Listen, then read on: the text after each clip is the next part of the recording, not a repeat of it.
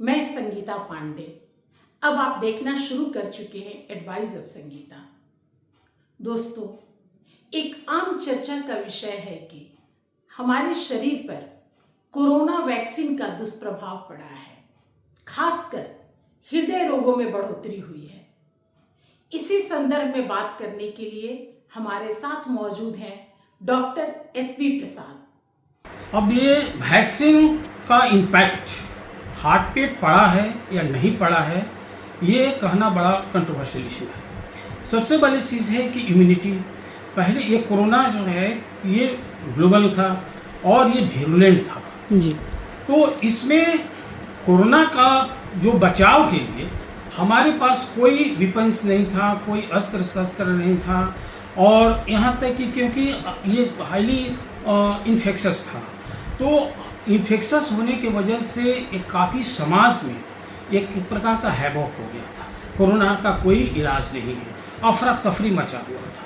कुछ लोग तो रेमडेसिविर का जो इंजेक्शन है, तो रेमडेसिविर का यही प्राण रक्षक है, तो कुछ से कुछ अपना इस्तेमाल कर रहे थे। हाँ, तो ये अफरा तफरी का सीन था। इसमें गवर्नमेंट की पॉलिसी जो गाइडलाइंस है कि something is better than nothing, तो उस हालत में लोगों को आश्वासन के लिए और असुरक्षा की भावना को दूर करने के लिए एक वैक्सीन का इजाद कराया, ताकि लोगों को ट्रस्ट जमे और वैक्सीन को लोग समझे कि नहीं, अब हम लोगों के लिए ये प्राण रक्षक दवा आ गई है। ताकि ये इससे क्या हुआ, लोगों का फिजिकल इम्यूनिटी बढ़ा कि नहीं बढ़ा, लेकिन मेंटल इम्यूनिटी जरूर बढ़ा, क्योंकि लोग जो असुरक्षित थे वो सुरक्षा की भावना जमी कि हमारे पास इंजेक्शन आ गया है, वैक्सीन आ गया है और गवर्नमेंट हमारे लिए। तो एक बहुत बड़ी चीज़ है कि आदमी को सबसे बड़ी मेंटल सेटिस्फैक्शन होना ही वही अपने आप को एनर्जाइज करता है, इम्यूनिटी बूस्टर का काम करता है और खुश रखता है। वैसा हालत में, पहले हालत में जो इतनी पैनिसिटी थी कि लोग काफ़ी असुरक्षित महसूस करता, उनका जो असुरक्षित मरते उनका इम्यूनिटी भी डाउन हो जाता। तो ये बड़ा कंट्रोवर्शियल इशू है कि हम लोग को पोस्ट जो वैक्सीनेशन कोरोना के बाद जो लोगों को लगी, तो उसके बाद का हार्ट अटैक का या कार्डियक प्रॉब्लम का इंसिडेंस बढ़ा है, ये कहना गलत है। ये बिल्कुल ये किसी तरह का इसमें कहीं वो हकीकत नहीं दिखता है। ये बिल्कुल कंट्रोवर्शियल, ये विवादास्पद बातें हैं और तरह तरह की जितने मुँह उतनी बोली। अब हमको पहले ये देखना था कि बिफोर वैक्सीनेशन उस शख्स की इम्यूनिटी कैसी थी, पहले तो ये देखना था। अगर इम्यूनिटी पहले से लो है तो वैक्सीन देने के बाद में कुछ तो इम्प्रूव ही किया होगा, डिक्रीज नहीं किया, एक चीज़। दूसरी चीज़ जो है वो, और कोरोना के बाद से लोगों का बहुत सारा सिस्टम को, हार्ट हो, चाहे वो लंग्स हो, चाहे वो पूरी किडनी हो, ब्रेन हो, वो सारा प्रभावित तो जरूर हुआ है, क्योंकि वो उसका इम्पैक्ट कोरोना का वायरल इन्फेक्शन से मल्टी सिस्टम को अफेक्ट किया। जो मल्टी सिस्टम को अफेक्ट तो किया ही, साथ ही साथ जो है जो पहले से इम्यूनिटी जिसका लो था, जैसे हाई रिस्क का पेशेंट है, डायबिटीज़ है, ब्लड प्रेशर है, और किडनी का प्रॉब्लम है, लीवर का प्रॉब्लम है, क्रोनिक लीवर डिजीज़ है, अल्कोहलिक है, ओल्ड एज है, कैंसर है, HIV है, और डिस्लिपिडीमिया, ओबेसिटीज, लाइक दैट। तो जितने भी ये रिस्क फैक्टर्स से जो लोग ग्रसित थे, उनका वो कालकवलित हुए हैं, क्योंकि उनका पहले से इम्यूनिटी डिक्लाइन था, और ये वायरस होने के बाद में और डिक्लाइन करने के बाद में वो सडन कार्डियक अरेस्ट या रेस्पिरेटरी फेल्यूर या जो भी मोड ऑफ डेथ हो, इससे कैजुअलिटी हुई है। और इसको एज्यूम कर लेना, प्रिज्यूम कर लेना कि वैक्सीन देने के बाद हुआ है, नहीं। ये पहले तो हमको एसेस करना था कि प्री एंड पोस्ट इम्यूनिटी पहले कितना थी और आफ्टर इंजेक्शन कितना इंप्रूव किया, ये किसी ने दवा नहीं किया। लेकिन हाँ, लोगों का एक हैवॉक कहिए या मेंटलिटी कहिए या ह्यूमर कहिए, इन लोगों ने बढ़ा दिया कि ये कुछ लोग तो जो अगेंस्ट गवर्नमेंट थे उनका एक मुद्दा बन गया, एक इशू बना, और जो प्रो गवर्नमेंट थे वो तो अपना जानते थे कि ये इससे अगर हार्म नहीं हुआ, अगर हेल्प नहीं हुआ तो हार्म भी नहीं हुआ होगा, ये तो इतना आश्वस्त है। तो हमारे पास कोई मॉडलिटीज़ नहीं थी उसके बचाव के लिए, और वैक्सीन ही था। जो कि कुछ हद तक लोगों को आश्वासन दिया, मेंटली बूस्ट किया, और जो मेंटली बूस्ट हुए वो बहुत हद तक सुरक्षित हुए। सर अभी एक चीज़ और देखने में आ रहा है कि डॉक्टर का भी 2 ग्रुप आ जा रहा है। एक ग्रुप का मानना है कि नहीं इसका असर हुआ है, दूसरे ग्रुप का ये कहना है कि नहीं इसका कोई असर नहीं हुआ है।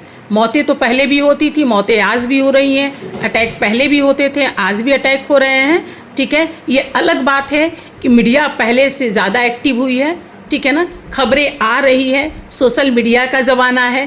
तो इसमें सर आपके यदि नज़र से आप कहिए और आपको यदि बताना हो आपकी अपनी राय क्या हो सकती है कि क्या इसका असर नहीं है, यानी बिल्कुल वैक्सीन का? मैंने पहले भी बताया कि पहले इसका जो पैरामीटर है, जो असेसमेंट पैरामीटर है, प्री एंड पोस्ट होना चाहिए था कि अगर पहले से उस शख्स का जिसको वैक्सीन पड़ा उसकी प्री इम्यूनिटी क्या थी, और जब इंजेक्शन या वैक्सीनेशन हुआ उसके बाद की इम्यूनिटी क्या थी।